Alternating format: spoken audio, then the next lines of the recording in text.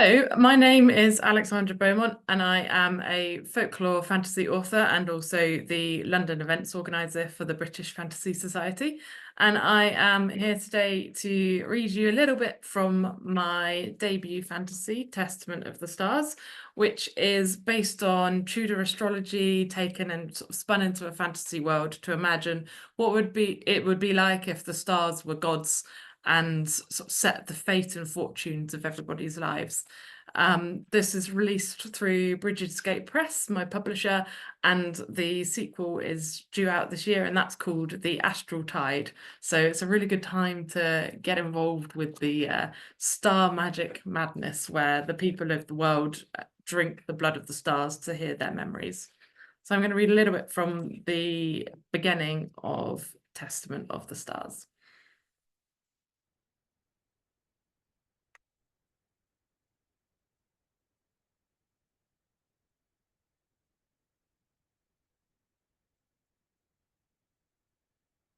Einya had to pause again. Her brother was walking so much slower than her. If he sped up, maybe she'd reach Tolska's before the nerves got the better of her. The streets were empty, the grand folk of Gemynd still in their warm homes. It was too early in the season for snow to settle on the vast, flat-topped hill, but the ground was slippery with the early winter frost.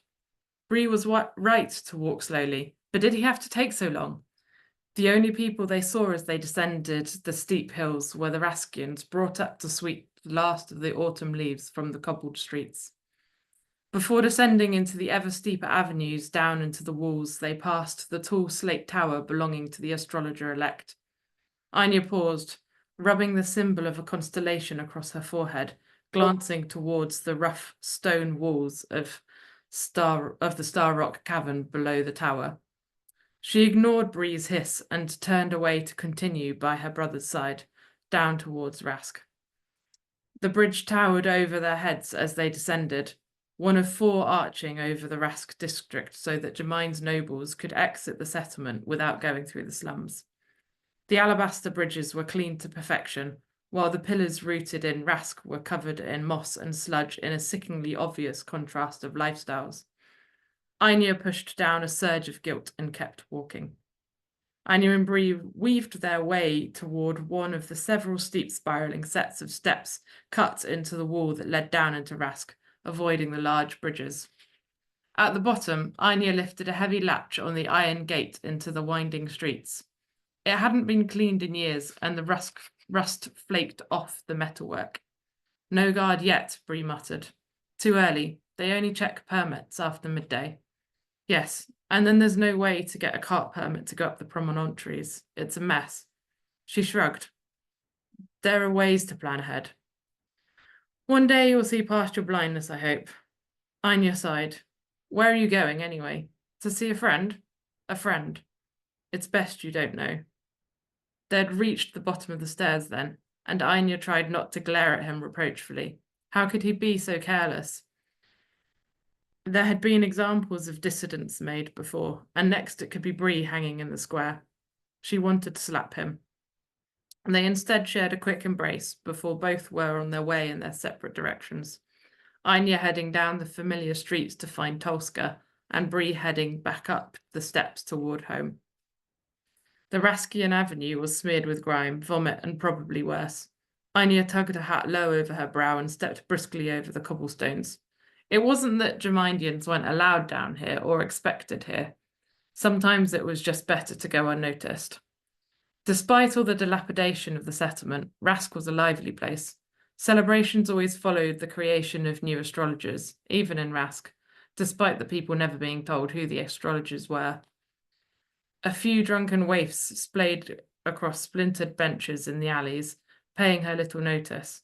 Upon the ragged-beamed buildings, colourful words were painted, brightening the otherwise drab wattle and daub with quick-witted poems or limericks central to Raskian life. The door she eventually reached was as familiar as it was rickety. Einya knocked. One sharp rap and the door opened almost instantly. She was met by the grinning face as she stepped over the threshold into the small room. Tolska's black hair tumbled around her shoulders as she gripped Einya tightly. Where have you been? It's been so long, Tolska whispered.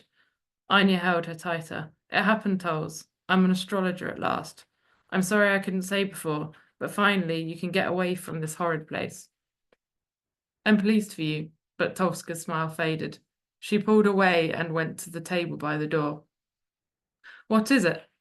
Einya's stomach lurched when she reached out to clutch Tolska's dress in her hand. Why aren't you happy? Einya's heart trembled at Tolska's expression when she looked back to her, and she gripped the Raskian woman's hand tightly. What is it? Tell me what it is. I've just accepted rank in the Consulan Council, and they've made me take a different Gemyndian sponsor as spouse. I'm to advise the astrologers. I had to decide there and then, Tolska said. Einya took Tolska by the arms and held her as close as she could manage. But how could you? They made me say yes, if I wanted it, right there and then. Does that mean you've accepted this other offer? Einya gripped a little tighter, her fingers contrasting with Tolska's pale arms, etched with gentle vine-like swirls. It does. The words barely escaped Tolska's lips. I had to accept it to keep the rank, and I couldn't miss my chance to change all this. She waved her hand vaguely at the threadbare homestead she kept. Einya held one hand up to Tolska's lips. You could have waited for me. Tolska's frantic words tumbled out. I didn't know, Einya. I had to make a choice. Einya felt the sickness from earlier rise again. She could have handled almost anything, but not this. She took Tolska's hand, leading her to sit on the other side of the bed. But you can break it off now. I promised I would change it for you, so I came to ask if you will marry me. Stars above, Tolska. You're everything to me. I wanted to ask you more ceremoniously, but there it is. Silence rattled around the hut as the wind battered the bare stick walls. Tolska's sweet smile slowly returned to her crimson lips. She glanced back at Einya, and they sat together on the edge of the straw mattress, foreheads brushing briefly. I'll try to break it off, and then yes, definitely yes.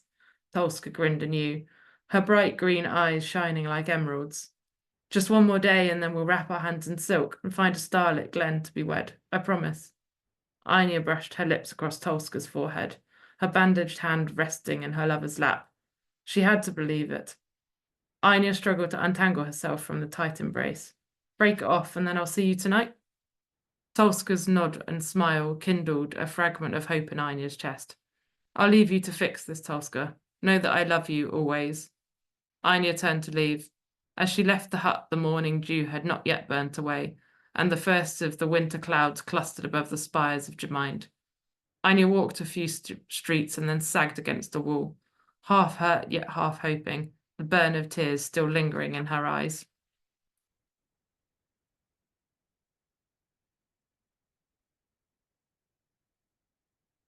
Here you go.